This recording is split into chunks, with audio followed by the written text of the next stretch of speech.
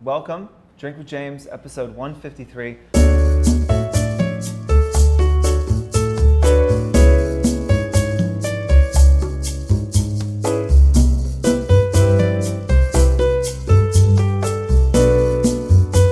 I'm very happy to have our first return guest, Patrick, from a guy named Patrick is here. I think the last episode we did was almost 2 years ago in your lovely apartment. In my apartment. I think it was like episode high 30s or something. Now we're at 150. I just said it, but I don't know what it is. 153. 153.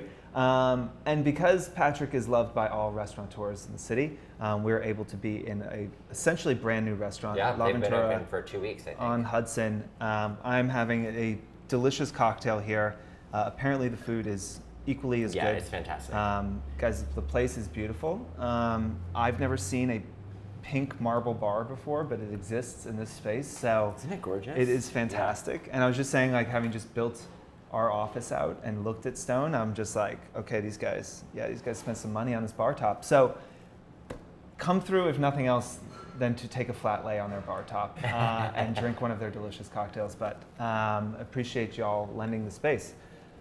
I'm excited to do this because so much has changed since we sat down, and I think the caveat being, let's definitely put the link from your first episode, because we go through your kind of full biography, how you got into this space, the way you think about it, the way you shoot, which is pretty unique. And a lot of that hasn't changed, but a lot of it has changed quite a bit. And I should say thank you for having me back on. Of course. I'm very honored to be your first repeat guest. So. And cheers. Cheers, And thank you. I feel like this is the way we hang out now. Like, to be Yeah, able to, exactly. like, you're so busy, to be able to hang out, we have to just be like, well, let's just film an episode. Yeah, and let's it's make just it. us. Well, and hanging. it's nice, and I appreciate this about you, is that this setup is really us chatting. Yeah. It's not, there's like no pretense. No. It's not scripted, obviously. So it really, it's nice. Yeah, and I think I'm excited to talk to you because, you know, every time we get together and I get a few drinks in me, I'm always like, oh, I respect you so much. You're amazing. You're so smart. No, you say that even when you don't have a few That's drinks true. But again, the space is changing so much, and I think for people like you who've been in it for a while, it's not changing in really great ways in a lot of ways, right? So Yeah. I'd love to hear a little bit about just how you feel like Instagram has changed, and then we'll talk about how you're kind of handling that. Yeah. Well, you know, I have a lot of theories. So, one, I'd love to know Are we gonna get, if like, any of conspiracy my theory? No, I'm not. It's not like conspiracy theory. It's more about the fact that, like, ultimately nobody's really in control, as much as like Instagram might be trying to control their own platform. Users are doing their own thing, and that's constantly changing. It's such a big thing that, and part of the power of it and the beauty of it is that it really is sort of, the platform adapts to how people are using it, but that also means that there are a lot of ways in which actions and reactions happen that like nobody was anticipating or planned for. So it's less about conspiracy theories than like what is actually happening, what are the forces at play that are contributing to the things that I'm experiencing and that users are experiencing. I mean, number one, my engagement has gone down like, I mean, probably almost tenfold. Like, it's crazy. Yeah. And this is maybe in like the last 2 years. And I know that this is something that you've talked about before, and I know that you've talked with other people about this before. One of the things that I think has happened for me is that I was really a kind of, essentially an early adopter. Yeah. I wasn't the first on the platform, but I was really one of the first to kind of have a following and then transact that into a kind of commercial enterprise and work with brands and really kind of capitalize on that, on the following that I had. And I think one of the things that I've noticed, and this is one of my theories, is that, you know, 2015 is really when like a bulk of my following really kind of showed up. Yeah. And so we are like 4 years later, 4 to 5 years later. There's been some growth since then, but that's really when like the majority of it happened. So Whereas like, you know, you see the number next to my handle, a lot of those people may either use Instagram rarely, or they may not be on Instagram anymore. They may still have an account but never open the app. Or they may be using it in a totally different way. They're like less excited, or even they're maybe just as excited, but they don't feel the need to sort of like double tap or, you know, kind of seek out my content versus somebody else's content.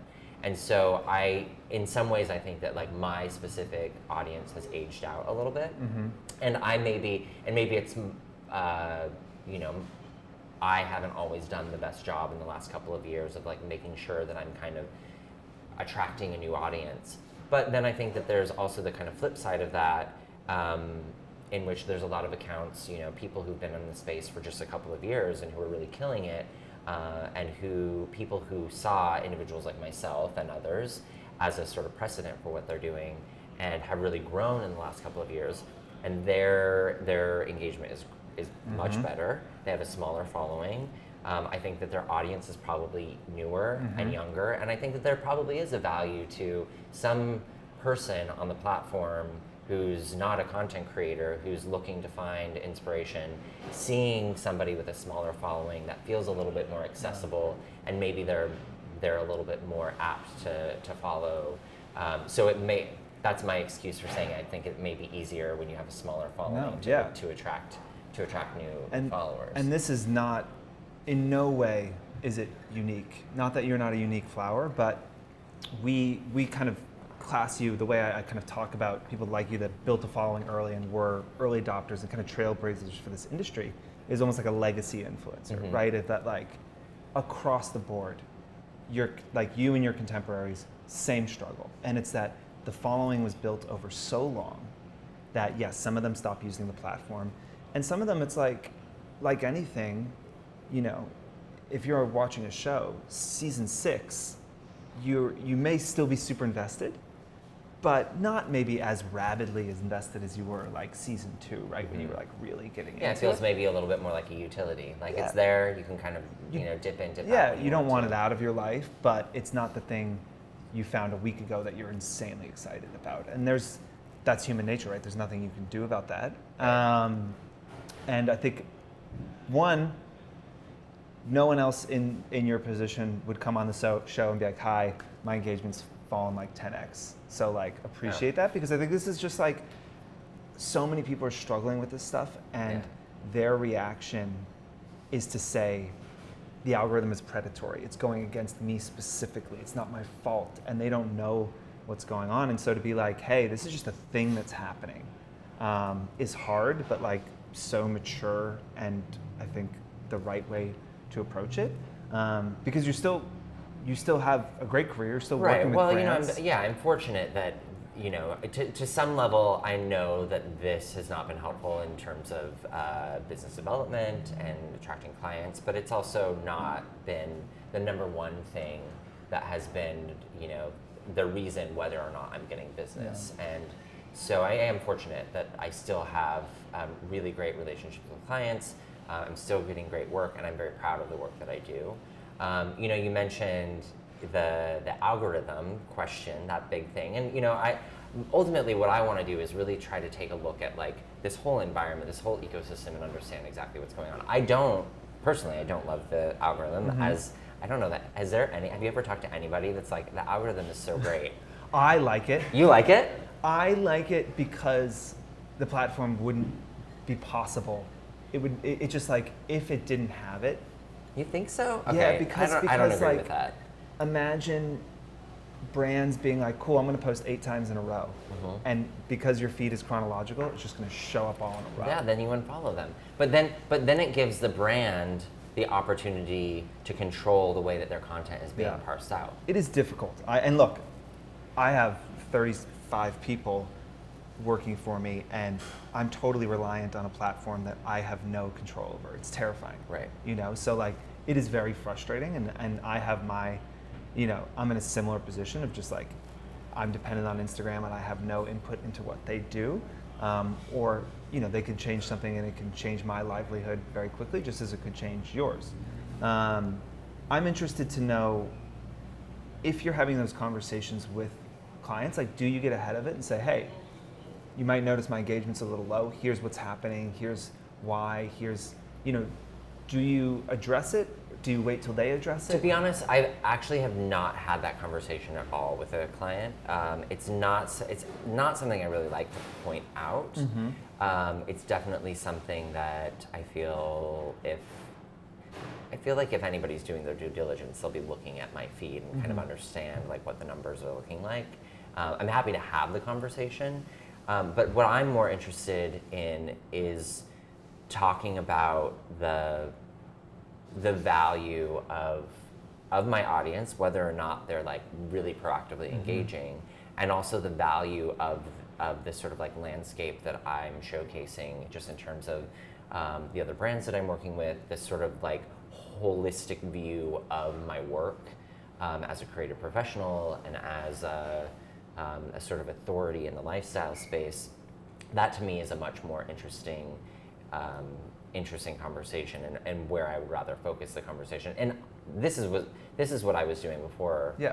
Like it was ever even a question about numbers, because it's really about the quality of my following. There's still like a very valuable cross section of people and specific individuals that I can like point to who follow me, and ultimately the content that I'm showing, I think, is consistently sort of for those clients that I'm most interested in, is very well positioned for their brand. But this is actually the thing that, back to this sort of algorithm question, this is the thing that I think is the most major drawback for me personally, and the way that I like to create and the way that I like to work. I don't think that the algorithm rewards, I was going to say creativity. We'll use creativity as a term of like sort of like expansive thinking about how you want to, like what you want to put out there, because ultimately the algorithm is saying, did people like this? Then we're going to show it to a lot more people, and then as a creator I'm going to see that a lot of people liked it, and I'm incentivized to continue creating that same thing. So I mean, any of us know like the one thing that we might be able to show that's going to continue, like getting your the face, engagement, smiling, yeah, exactly. Which, funny enough, it's not my face. People don't necessarily like me. If it's like me in a beautiful environment, then like maybe it does well. Yeah, like a beautiful like interior or something. And I'll say, for people who maybe aren't familiar with Patrick, it's not that your engagement is necessarily bad. It's just that it used to be exceptional, and now it's not as good. It's not like you have this terrible engagement, or anything. Right. So I just want to like preface that. Yeah, totally. Well, and it's ultimately this thing. To be honest, it's not even about the engagement. It's just I can look in my analytics and I can see the reach. I can see the number of people that saw it, and that's just like depressing to me. Where I'm like, why is it that one thing was shown to 100,000 people and something else was shown to like 15,000 people, and it's like really that wide of a disparity. But ultimately, what I've decided is that regardless of what the algorithm is going to do or teach me and how I should, and the types of content that I'm going to put out there, I'm just going to continue putting out a wide variety of content. I'm still going to show every once in a while a coffee. I'm going to show food on the table. I'm going to show an interior. I'm going to show me somewhere. I'm going to show a New York City landscape. And I don't really think that type of content creation is rewarded, because it's not, it's the algorithm ultimately is narrowing the sort of like point of focus, as opposed to allowing for a more kind of a wider breadth. I agree. And that's the thing that is ultimately the most frustrating. And it's depressing for me. I mean, I miss the platform that used to reward creativity, used to reward people who, at some point, Instagram switched from look what I created to look at me. Yeah. And I think that shift will never go back. I mean, I think I'm 95% sure they're going to get rid of likes publicly in the next month or so. I love that idea. That seems like something I like that idea too, because it's just like you can be like, oh, I can just go back to publishing whatever I want and not feel like, oh, this photo didn't do well. Yeah, there is that anxiety. And, even, I don't know if anybody would think that somebody in my position, where I do have a lot of great opportunities, I'm still getting my full-time job is Instagram. I still have that anxiety of, oh, people aren't liking it, people aren't paying attention. Did somebody see the number of likes? Should I delete it? Should I be embarrassed? All of these things. And ultimately, that's just like, none of those things was I ever thinking about when I first started, this work. So I like the idea of reducing the anxiety. And how do you deal with that? I mean, over the last few years, have you given into the temptation to try and hack the algorithm and just publish stuff that you think people are going to really like? Or have you been able to say, you know what, this is still my space, this is my corner of the internet, and I get to decorate it the way I want? I mean, really the latter, because I ultimately, just the way that I function as a human being, I'm just going to do what I want to do. And it's not always to like my benefit, but I'm much more invested in creating the things that I want to create, taking the like mantle of inspiration and creativity that I've been given and expressing that how I want. And that to me is ultimately more important. It's not necessarily a great business decision, to be honest. A good business decision is like reading the numbers and reacting to that, but that's just not the way that I work. Yeah. And so speaking of kind of, thinking through those things, like you're always someone that's dabbling in other stuff, right? Whether it's not dabbling and starting a whole new business, which you have a few still, or something like YouTube, which you're investing in now. Are you personally, like, I guess I'll say, like, let's start with YouTube. Like, why start a YouTube? Right. Well, I think all of the things that we've been talking about, what control do I have? What's the landscape of this space that I'm working in, specifically on Instagram? That's like one big question mark. The other big question mark is like, where is this all heading? What do I want for my future? What do I want this all to shape up into? And sort of like at the middle of that, I think that I think the answer is I have a really valuable audience and opportunity because of the audience that I have. I don't have full control, and I want to take this somewhere else. So how can I leverage what I've already created and continue to build something one step at a time? And really, to me, the answer that I've come up with is really diversifying my audience. And that's what, for me, YouTube is all about. Well, it's twofold. It's diversifying my audience. I've also had a very long interest in being on camera, whether it's from when I was younger, from an acting perspective, what I've been kind of working on a lot now as a sort of host, and I have a few like ideas for a program that I'm trying to develop, also more for I don't know, other bigger channels. So YouTube for me was a way to just like figure that out. It was a way to practice, it was a way to be on camera, it was a way to develop a new audience, obviously leverage the audience I already have, but try to harness a new audience on this other platform and really understand what that's all about. But also what I found, since I just launched my YouTube channel like less than a month ago, I have 2 videos out. Thank you. And I'm keeping it fairly slow right now. It's like 1 video every 2 weeks. And I decided that I wanted to focus less on the kind of vlogger style and sort of, me kind of in my environment, just talking to the camera, and more about interacting with other people, very similar to what you're doing. But more in like the space of these individuals and people that aren't necessarily connected to Instagram, but creatives in general.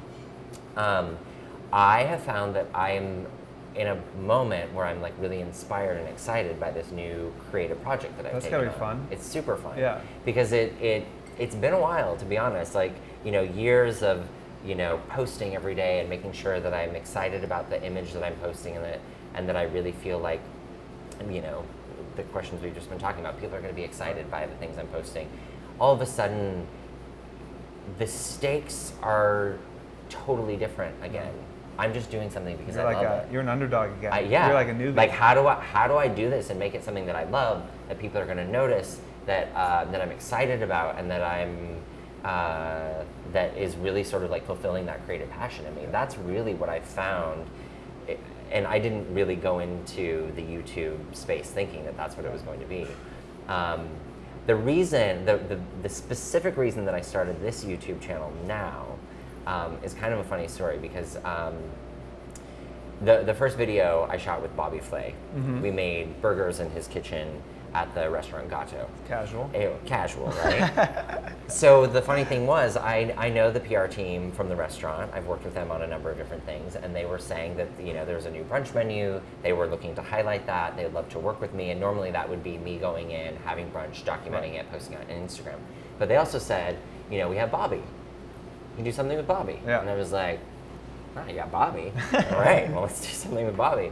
Let's start a YouTube channel. So it was something that had been kind of percolating for a while. Like that kind of it was pushed sort it of over the edge. Yeah. Exactly. It was like, what does this mean to me? What does it need to look like? And for a long time, I just didn't do anything because I didn't know what my angle was. And then as soon as I had access to somebody who I thought was, from a totally different arena, somebody that I respected, somebody in a space that I really love, in the food space, and it just kind of like all coalesced and made sense. And I was like, let's do a video and let's put it on YouTube. And I'm going to start a YouTube channel. So I'm interested because I think we talked about it a little bit earlier, having the following you have, the stakes are higher, right? Everything you do, Sure. A lot of people see it. Annoyingly, sometimes more than others, but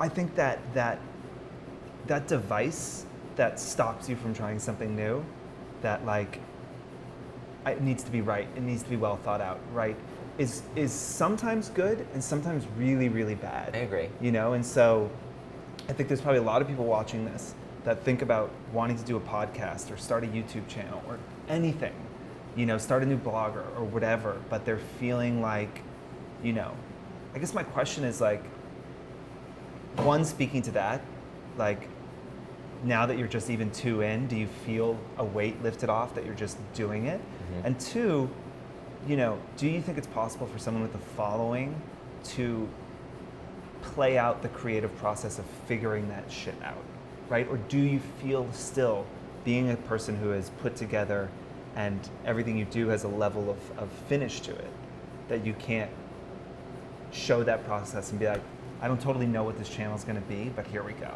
Yeah, I really think that you can be very vulnerable in that way. I think that's kind of what you're asking, right? I think that I'm fortunate that because I've been in this space for long enough that I've kind of developed a team and a framework and a workflow for how I get things done. So I have somebody that works for me full time, and he's my project manager, Mauricio. He's great. And he is able to come help me put anything from renting some sound equipment to being there on the shoot to manage that sound equipment. I have a photographer that I work with sort of on a retainer basis, Sam Ortiz. He's amazing.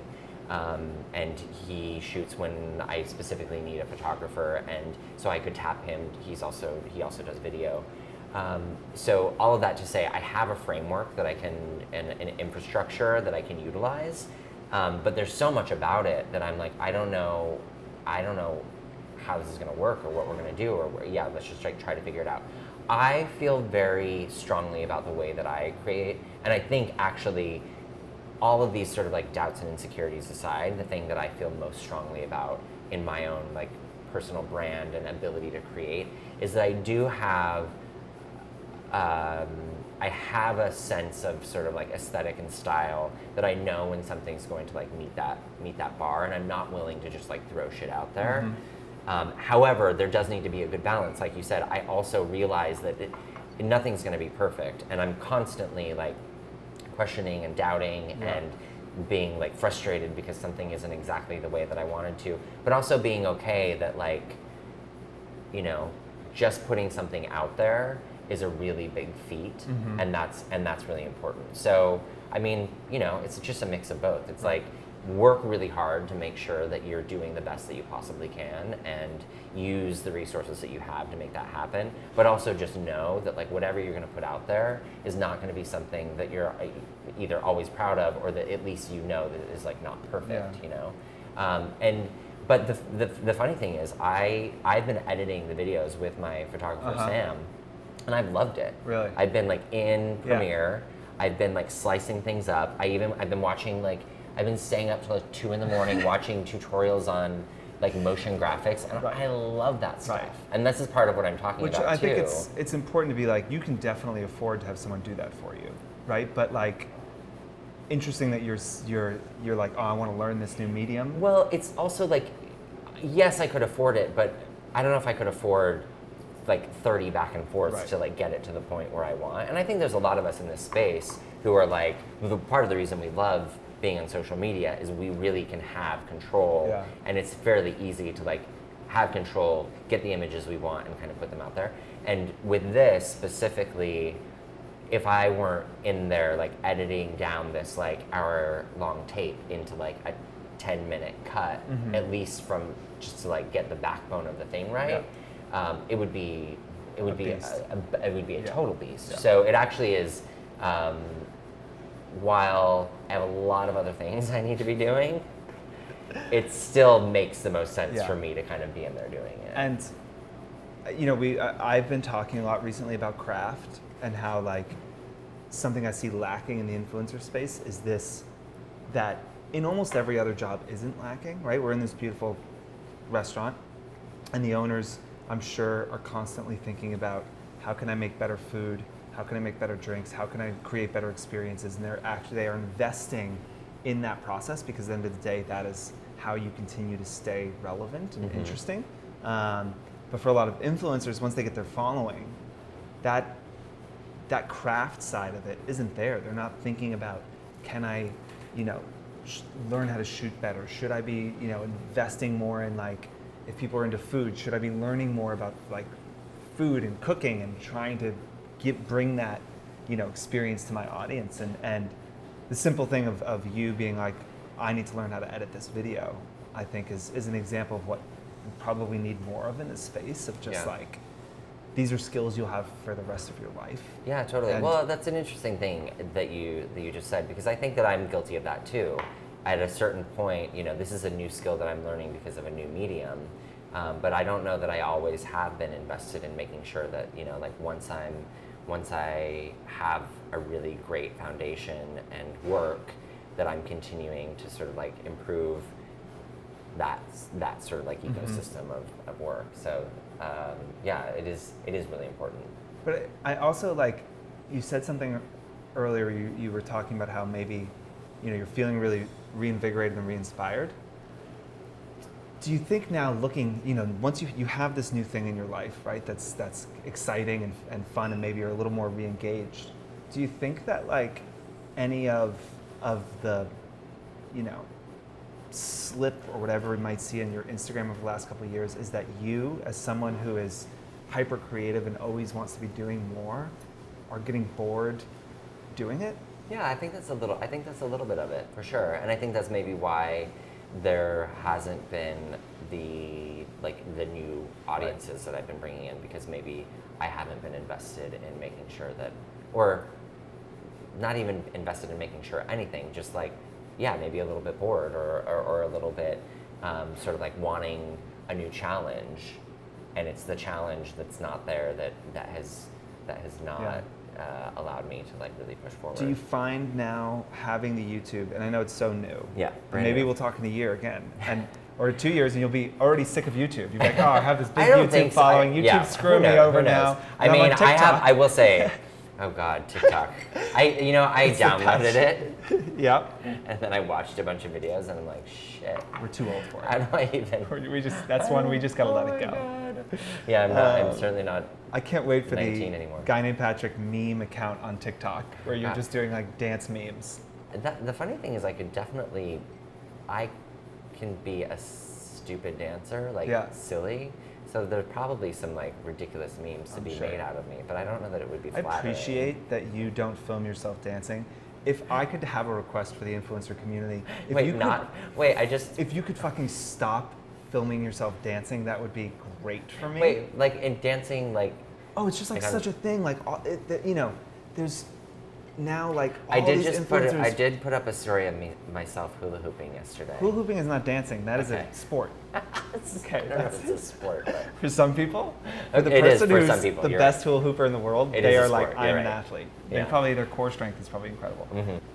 There's a benefit of YouTube, hopefully driving followers into your Instagram, because Mm-hmm. I know I talked to Marcel. Really, I mean, it's really about creating that Yeah. whole ecosystem. Right. It's like the following on YouTube drives back to Instagram, vice and versa. we know that like a YouTube following is like super strong Very and sort of engaged. very engaged.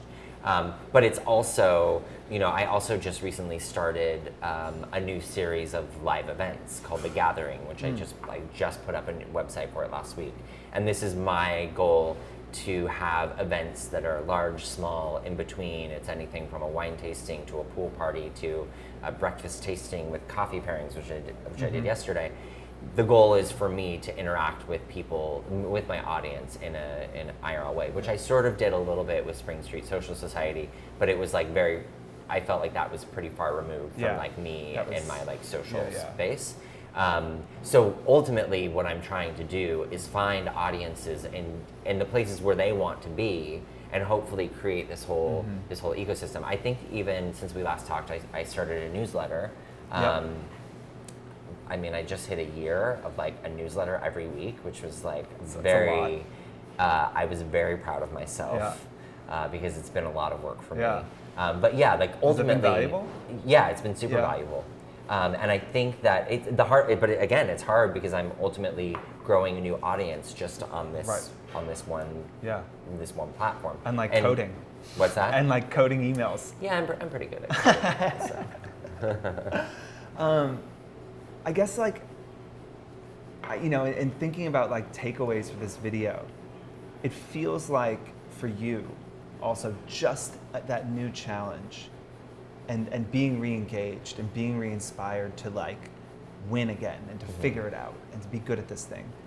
Does that bleed into everything else you're doing in your life, Instagram and otherwise, like your relationships, all of that? Like I am someone who needs to be passionate about something or I get like really depressed, right? And so if you're not feeling that like, I want to jump out of bed and like I have so much to do today and I'm so excited to do it, I get really sad. Yeah, I think the way that I frame it is like I've looked back and now I'm 37, not a youngin'.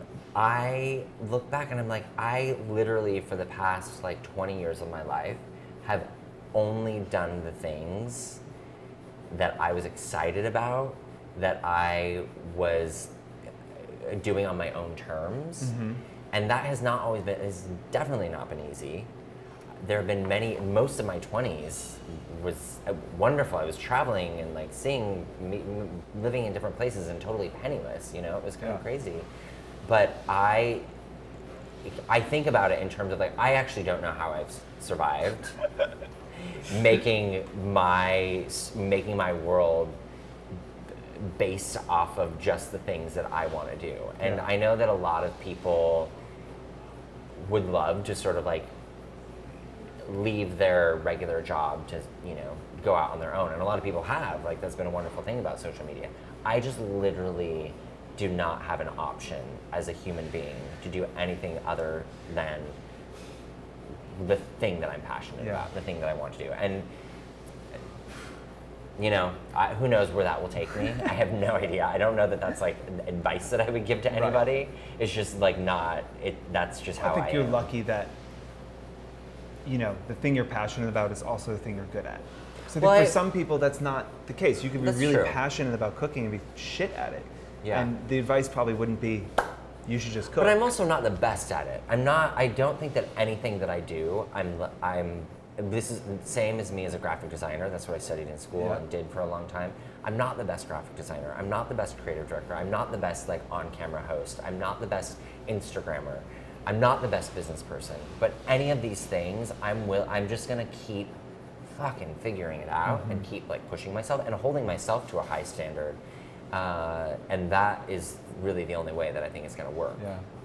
Do you think about do you think about the exit? Do you think about, the future of this and your career could be 30 more years, like what you're gonna do? yeah, like how, like, or are you just like living, being present, and trying to enjoy life? It's mostly the latter.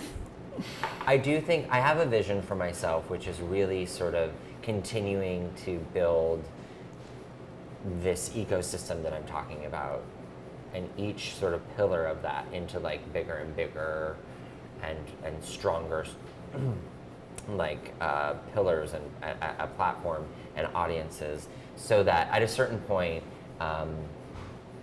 you know, having a name, not to flatter myself, somebody like Gwyneth Paltrow or like Right. a Martha Stewart, you know, somebody who has a name in which there are multiple kind of entities in which people sort of, which the public interact from entertainment to product, to other media, digital media, like that is, I think, the most sort of like direct path for me. Yeah. And that's why I'm interested in figuring out television, figuring out product.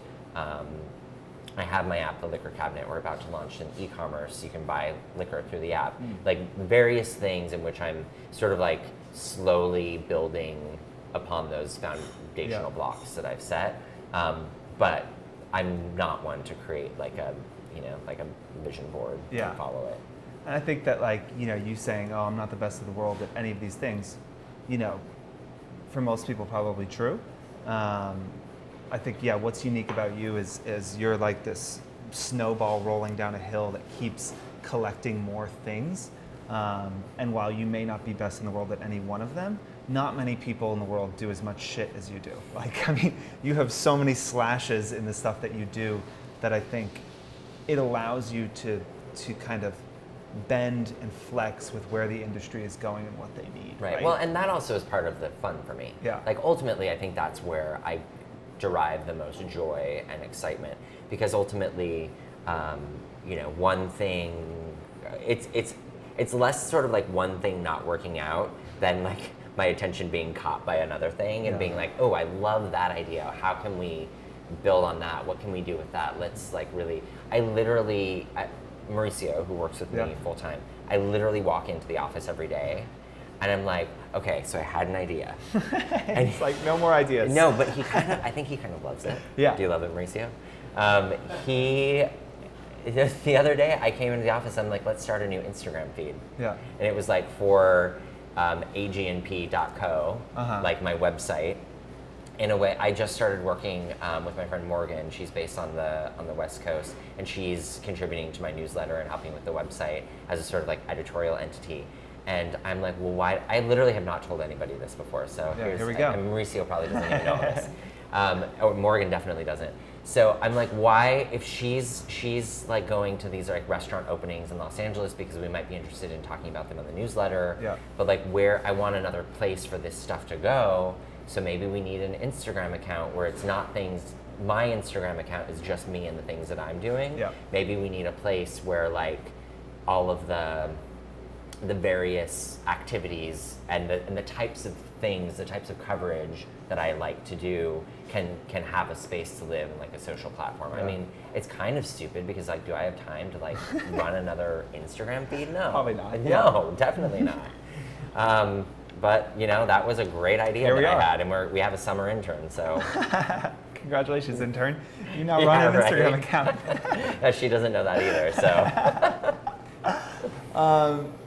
Real quick, and maybe you haven't had any, but I wanted to talk a little bit about failure because it is something that isn't discussed much in the Instagram world, right? And again, there is this, I think there's something I've noticed as the company's grown, is you start to feel like kind of anything you do is going to work, because like the thing you did first worked really well, and so you start to be like, oh, I'm pretty good, like I can just launch shit and it'll work. And you know, we've had a lot of failures that were surprising to me. I'm wondering if you do more as an influencer and try more new things than I think anyone else that I know of. Do they all work as well as you thought they would? No, definitely not. And kind of what have you learned from some of those, failures, quote unquote? Yeah, I mean, they're anything from like, am I working with a brand and their goal is to like sell a product, and like that's just like the way that my visibility and brand works, I'm not probably going to sell a product. I think of myself as like helping to create brand visibility. Yeah. So I've like dabbled in that a little bit, and the times when it hasn't worked out as much as I wanted to, I've learned from that. Sometimes even recently, when I've started this new series of in-person get-togethers, The Gathering, I know that there are a lot of people who potentially are interested in physically being at a thing that I'm creating, but for whatever reason, there might be an event that like just like very few people RSVP'd for. Mm-hmm. There's always things where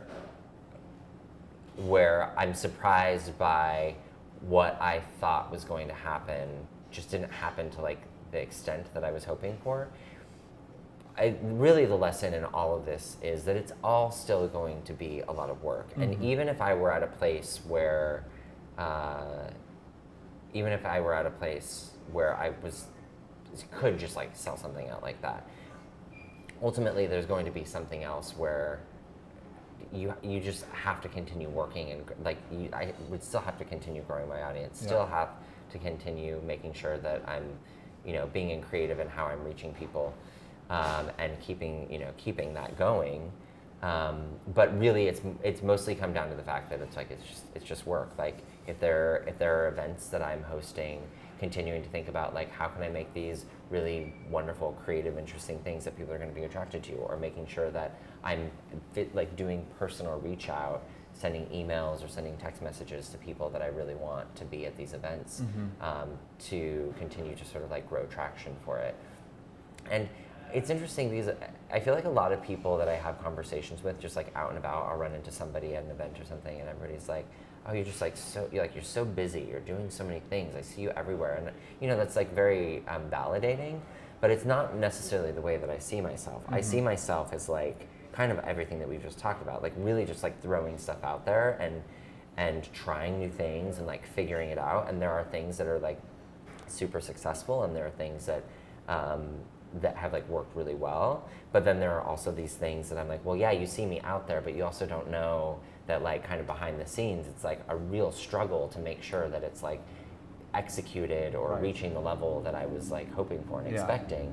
And I think that just the reason that people actually say that and think that is because I am just so like ambitious and ready to like put things out there.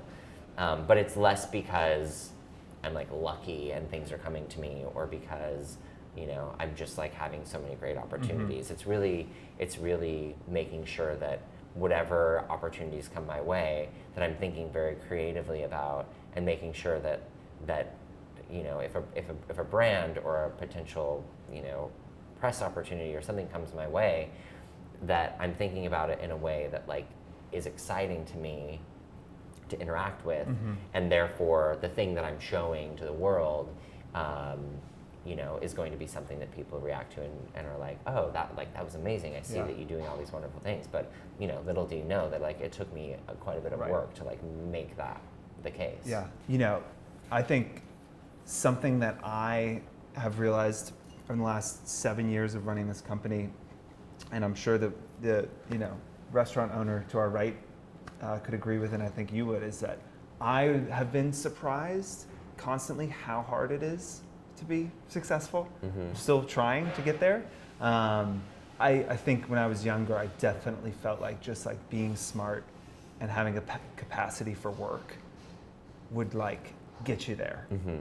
And it's been a slog. Can I ask you? I mean, I don't know how often you talk about like the office environment and like your world. I mean, you have how many employees? Like 40? 36 or something. Like 35, 40 employees, and you have a new office. Yeah. I mean, that's definitely, from an outsider's view, I'm looking at that, and that's like successful. Uh-huh.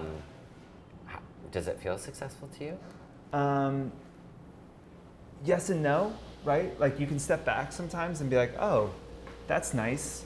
That's great. I think that like usually when you get something, you've wanted it for so long that it is hard to appreciate it, because it's like finally, God, I've been like killing myself, Yeah. I am anxious to like have a change in my life where I feel satisfied. I don't think I'm a little worried that maybe that will never come. What do you think is what do you need? What could you see happening right now to make that a reality? Actually, it's like I don't even know. We are still like in such a growth mode, and we're pushing the like absolute limit of what is possible. That every month, it's like we could make no money for months and still be okay, but it's really, really, it's still just unbelievably stressful and difficult. I've always, I was raised, my dad always like said, like called us like, future leaders of America. I was always kind of raised thinking like that the expectation was like really, really high. And I think I'm just waiting to like have something that feels like, okay, like you're like decent at this. You know what you're doing. You don't feel like that has come? No, not at all. I also personally have like no money still. Like we're in such a like we're still like every I think I'm like the 8th or 9th highest paid employee in the company. So I've lived in the same apartment for 11 years. So my life is actually not much different than it was when I started the company. So I don't feel like the company is successful. I am not successful yet. Like in that my life is not really much different. How do you, at what point do you, because basically what that means is you have this whole, as your opportunities have grown, your costs have grown, you've had to hire new staff, you need a larger office, so your like overhead has grown. But you're continuing to like bring in bigger clients, bring in bigger jobs. So like the revenue and overhead have sort of continue to match. So what is it that needs to happen in order to like, I don't know, like break away from that? Because then that would also shift the way that you're able to kind of capitalize on the business that you built, right? I think, yes. I think for me, I just want to see how far I can take it. Okay. Like I want to do 100 million a year in revenue. I want 1,000 employees. Like I want to see how big can I make this thing. Because I feel like for me, like I was lucky enough to jump into this industry at the very, very beginning. And this industry is changing advertising, and we are, I think, increasingly seen as a leader in this space that is growing really quickly. And that chance will probably never come again in my life. Much like for most influencers, you jumped on this thing early. The next platform that started, you probably, even if you jumped in early, probably wouldn't connect because it would be more for young people, right? So like this was your shot, right, to like do something to dramatically change your life, which it has, right? And so like this is my shot to build a huge organization and see just like how far am I capable of taking it? Is the team that I've been able to attract capable of taking this thing? And can we be a public company? Can we be $1 billion company? Can we put ad agencies out of business and kind of change the face of that? Like maybe. I'd like to see if it's possible. And do you feel like you have a lot of sacrifices to make during that journey? Yeah. Yes. Like personally. Yeah, and we were talking a bit about like staying in New York and like not traveling and passing things up to stay home and like do the work. And that for me is the goal. It's just like I just want to put the work in and see how far it goes. I'm not super anxious to be like, spending a month in Italy and just traveling around living that lifestyle. It's not really interesting to me. I want to go into the office every day. I want to push the people that are there. I want to be pushed by them. I want to solve like impossible problems. We missed our numbers last month by $600,000. So we're trying to make 600 grand. First time we've missed our numbers in 11 months. And it's okay. Like it's stressful? Yeah. Now we're on the path to making that up, this month. And this month we could make more money than the company made the first 4 years combined, I think, or Okay. 3.5 years. But like that like up and down is relentless. Yeah. You know, and that's it's- stressful. It's so hard. Yeah. It's so hard. And, but like getting out of it, like everyone in the company now is better than they were a month ago because we failed. Mm-hmm. And because we all looked at ourselves and were like, well, that can't happen again. Literally, that can't happen like another 3 times because Right. like people will start losing their jobs. Yeah. But also like we are all striving for excellence, and like we fell short. And so like, what are we gonna do to make sure that doesn't happen again? And so it's a totally different company than it was 3 weeks ago. And like Wow. that's, to your point, like growth is the most exciting thing in the world. Personal growth, professional growth, whatever it is. And to grow, you need to be challenged. And I think that like, that's why I've always, you know, I feel like I had such a connection with you because you're always throwing yourself into shit that you don't really know how it's gonna end. Mm-hmm. And those challenges, you know, and whether they end in a win or a loss, turn you into a little better person. Yeah, Better definitely. at your Well, job. you're always learning, you Yeah. know, ultimately, and I think that's the thing that is maybe not always part of this sort of like growth of a lot of the people that are in this space. Is like there tends to be a pretty direct route from like, you know, putting yourself out there on social media, working really hard, being in it constantly for sure, but then like having an audience and being able to capitalize on it. But I think that there's a little bit of that sort of like having to fail and having to figure it out and having to throw yourself in there and a little bit of that real kind of like traditional, you know, kind of like up from your bootstraps, Yeah. having to like figure it out constantly. I mean, that's like, I think I talk about craft now because when you see people who are successful, it's generally because it's like they worked on this thing for like 20 years.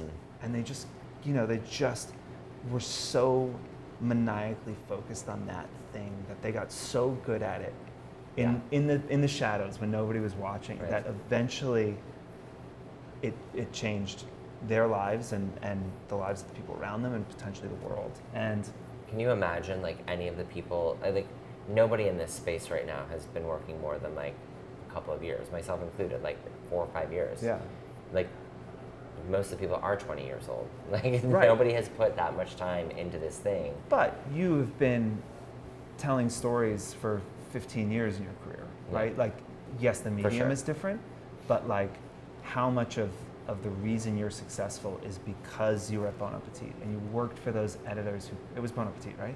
Yeah. You worked for those editors that pushed you and told you, that's shit, that's not how you talk about this, this is how you do things. Like, you know, all of that hard work that went into it. While it may take you a minute to compose, shoot, and publish an Instagram post, and maybe you make a lot of money on that, it actually was the 15 years of work you've put in. For sure, and it's really where I feel my strongest value comes from, is really the life that I've lived outside of social media. The only way that I'm actually able to create compelling content, worthwhile content, things that people are interested in, have a perspective and a point of view about the things that I'm documenting, are because of the life that I've lived, you know, during and pre and around the world that I'm showcasing on social media. Well, somehow, you crafty man, you flipped this around and started interviewing me at the end.